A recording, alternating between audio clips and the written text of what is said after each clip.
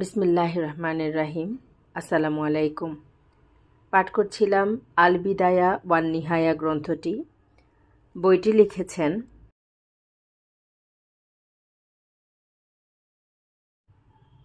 আবুল ফিদা হাফিজ ইবনে কাসির আদ দামেস্কি রহমতুল্লাহি আলাইহি। বইটি বাংলায় অনুবাদ করেছেন মাওলানা সৈয়দ মোহাম্মদ এমদাদউদ্দিন, মাওলানা মুহাম্মদ মহিউদ্দিন, মাওলানা বোরহানউদ্দিন, মাওলানা মুহাম্মদ আবু তাহের।